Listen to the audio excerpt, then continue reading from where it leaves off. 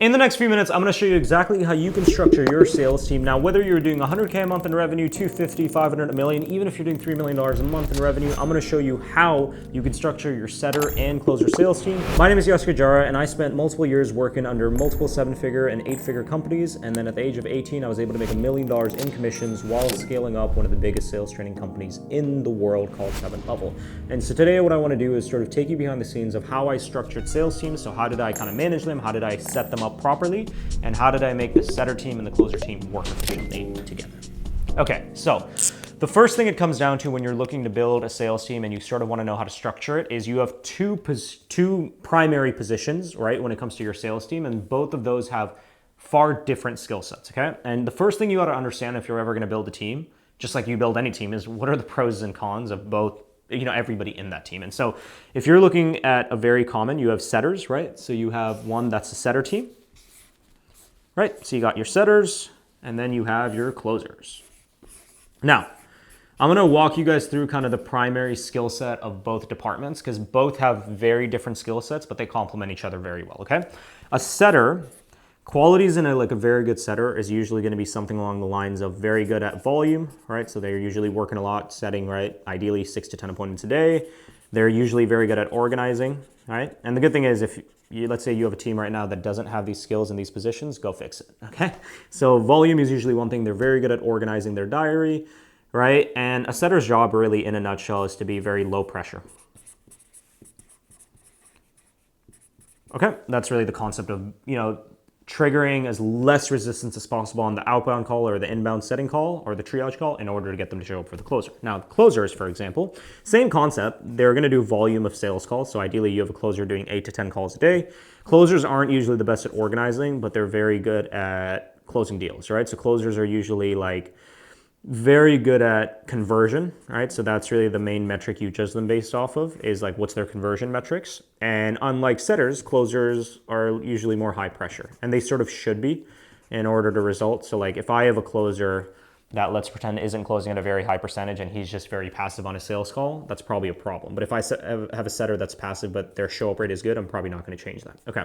Now, what I'm a big believer in, and this is just my personal opinion, you don't need to agree with me, is with these two positions, there's a common thread that a lot of people forget when it comes to human beings and sort of what works and what doesn't work. And that's called EQ. And that's called emotional intelligence.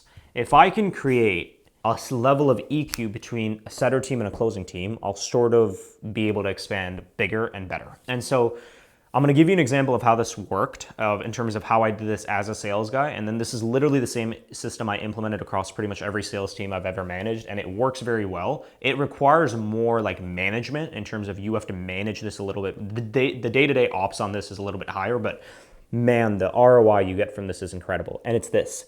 We've all heard the quote that teams succeed better, right? So teams win, individuals fail, right? So individuals fail. And so I sort of took this concept, and then when I was selling, right, I had a goal that I wanted to make 100K a month. And everybody before me that made 100K a month, which was only one guy, said you have to build a bit of a setter team around you to hit it. And so I was like, okay, great. I'm going to build a setter team around me to hit that. And so I was like, 100K a month in commission is the goal, right? So 100K a month in comms.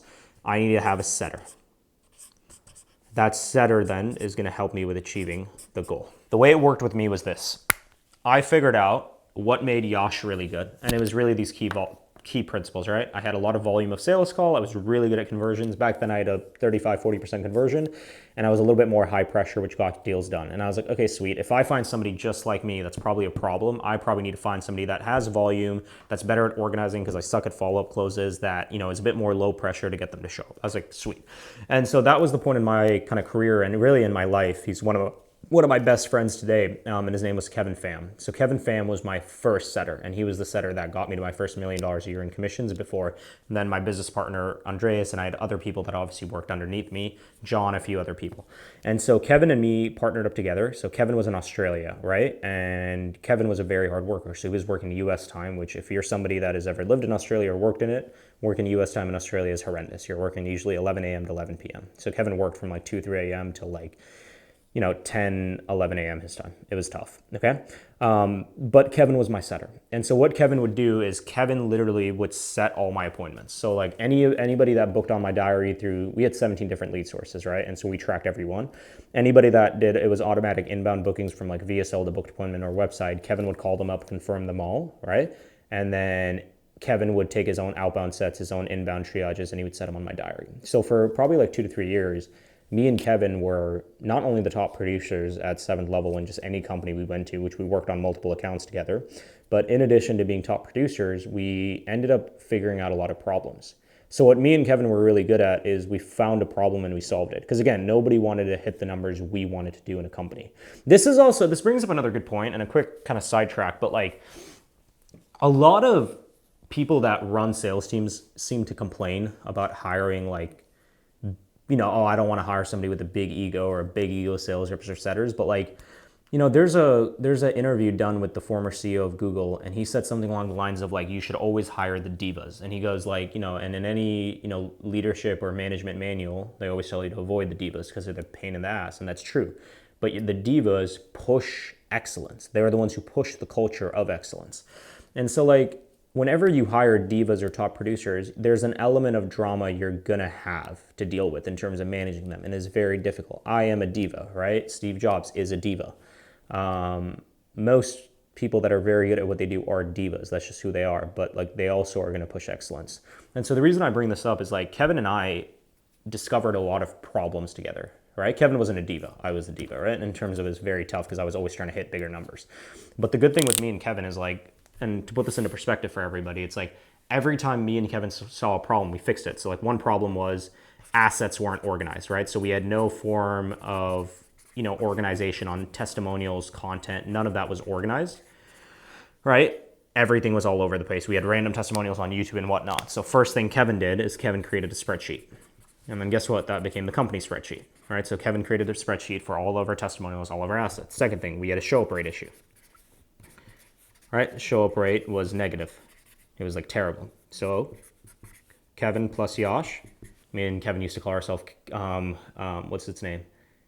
Harold and Kumar, right? That's what people used to call us. But Kevin and me, we created a confirmation process. That then became 7 Levels SOP. Kevin and I were the first people that sold the 16K offer Inner Circle, and we were collecting about 200K a week selling Inner Circle, which was the name of the offer. We were the only people that had ever done that. We were collecting 100 grand a week, then we were able to build it up to 200. Only people to ever do that, right? That gave a standard in the company that, okay, shit, this can happen. Like, this is possible, okay? Other things we did. We created the upsell process for 7th level, right? So for the company, we created the whole upsell sequence and how it should be done, why it should be done. We sold all 4 live event tickets. So we had 4 live events we had ran at 7th, okay? It was 100% event tickets. Horrible organization, but the tickets were 2 to 5K a pop. Kevin and I, and then Andreas, who was my business partner, we sold all the tickets ourselves. So we created a whole events playbook of how we're gonna sell event tickets, strictly off of outbound and email sequences, no paid marketing. Simply by outbounding people and sending 1 or 2 email blasts. We created that whole sequence. We sold out 4 events back to back, 100% events each, 2 to 5K. We were up till 3 a.m. outbounding and trying to call people to sell them. Okay, so the point I'm trying to make is like, the thing you take away from this is this: emotional intelligence has power, okay? A team will win, an individual will fail. So 2 people revolutionized, and this is not a pat on my back, this isn't hyperbole or false modesty, but 2 people innovated all this. They didn't innovate all this, Kevin and I didn't innovate all this simply because we were the highest skilled people, right? That helped. We innovated all this simply because we were a team and him and I got into a rhythm. And so the whole point, as you can imagine, comes to the second point, which is gonna be about how do I create what I call a pod system. And so now what I'm gonna do is I'm gonna break down what the pod system is. And again, this is the same system that I use to make $1 million in commissions. It's the same system I use in any sales team. And again, the management, the tracking, the data is a little bit more difficult to do it this way, but like you will make more money, right? And it's this: you wanna create a pod structure. Right? So you want to create a pod structure, ... And what the pod structure is you're going to have a closer. Okay? So you have a happy guy, and this is going to be your closer. And then in addition to the closer, you're going to have a closer, but you're going to do it times 2. So you're going to have another closer. Okay, we'll draw a really ugly man here. And for every 2 closers, you're going to have 1 awesome setter.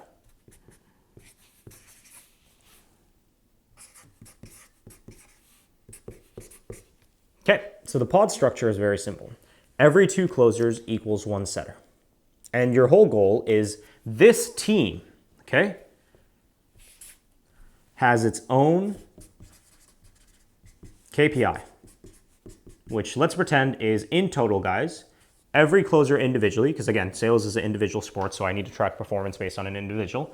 But both of these people have to collect 75 grand each. So let's say team KPI is 150K collected, split between these two, which means the setter needs to book on average, let's say 80 appointments this month. Out of 80 appointments, we need 60 to show, right? So 60 shows. Out of 60 shows, we need to get 30% to convert, which means 20 deals. And then whatever 150 get divided by 20 is, which is, what is that? That's about 7. So then I need on average 7 grand collected per sale, right? So 7K average cash collected. Okay, cool. So that's sort of how you reverse engineer the numbers. And so what I did, what me and Kevin did, and sort of what I did even as an individual sales rep is like when I had Kevin, then I built a bigger team. So then there was another guy on the team called John Mao, who was my second setter. So me and Kevin worked together for about 2 years. I didn't really find anybody else I vibed well with, just like I did with Kevin. I had a lot of trust with Kev, obviously, because Kev and me did 20K a month together, 50K a month together, 100K a month together in commissions with me as a closer. So like there was a lot of trust. John Mao was the second setter I ever hired. And then after John, I had hired Andreas, a few other people that worked underneath me, because back then we were, again, selling out events, doing all this other crazy shit, okay? But the pod structure is very simple, where it's like, every 2 closers, you're going to create 1 setter, okay? This shit right here is very hard to set up. It's hard to track. The management is difficult. It's hard to get these 3 people to work in a rhythm. But once this works, you can't stop them. And so imagine having like a Navy SEAL team where like every team has its own P&L, its own structure, its own KPI, its own sort of process of what they need to hit.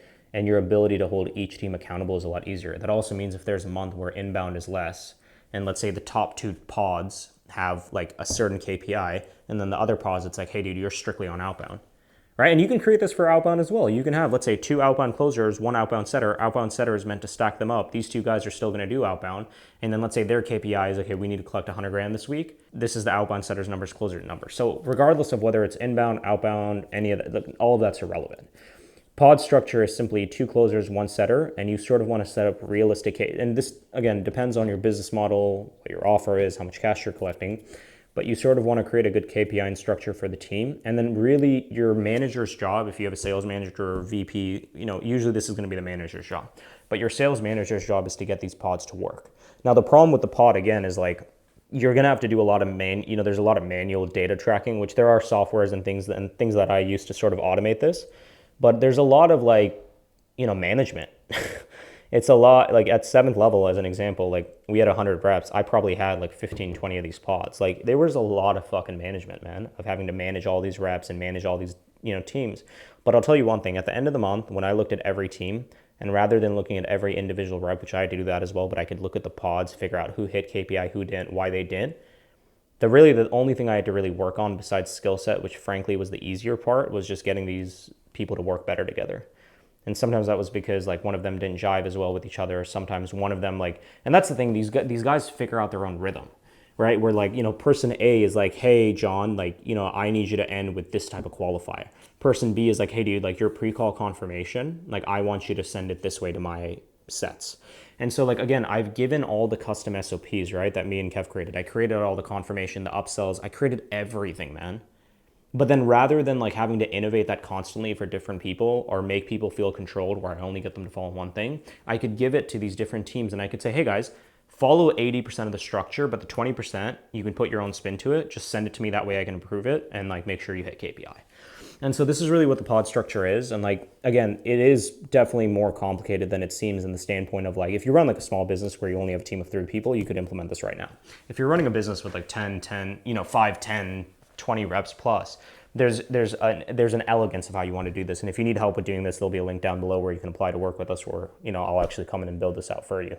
Me and my business partner, Austin. But this sort of is what put me in a position to not only smash KPI, right? Like January of 2025, we did, 3.5 million collected, and I can credit like the pod structure a lot to that. And the pod structure made monthly revenue targets a lot easier, because not only did I knew what every individual producer had to hit, but I knew what every team had to hit. And so every time I did a mid-month review, or I did a, bi-weekly review, whatever it was, rather than going hard in the paint on John, I would have a chat with the team and I'd be like, okay, Barry, what can we do, man? Because John needs to collect 75 grand, but he's only collected 50, and we have, 7 days left to the month, so he has 25K left to go. Barry, what can we do to get John there? And so it made accountability, it made the feeling of being in sales, everything was better because people felt like they were in a team. There was competition, and this is another thing. There's fucking competition with pods.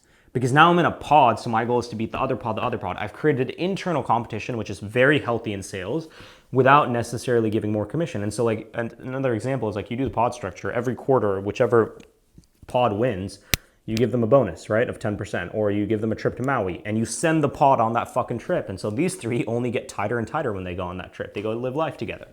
I think the pod structure just goes back to the element, again, of EQ, of the emotional intelligence of a human being, and like, what is sales really all about? It is an individual sport, but if I can make it like a team where people feel like they're part of something, they feel like they're competing, they know the KPIs they need to hit, where Barry's like, dude, I need my brothers taken care of. And these 2 are like, I need him taken care of. And this was my relationship with Kevin, for example, and then eventually John, and eventually all these other people. It's like, I need to make sure these guys succeed, so I have to fucking close these deals because I'm responsible for them. The same way they felt like I'm responsible for Yosh hitting KPI, because if I don't set these appointments, I don't get them to show up, they don't go through the pre-call information, I fucked him. And so it's a very good internal accountability, internal competition. Overall, it's a better structure. If you're a business right now and you want to understand how to use the pod structure, or you need help with scaling of your sales ops, your overall sales team and company, down below there's going to be a link where we can do an absolutely free audit where we'll come in, show you the gaps you have in your business, see if we can help you with fixing it. But besides that, I hope you enjoyed the video, and I'll see you on the next one.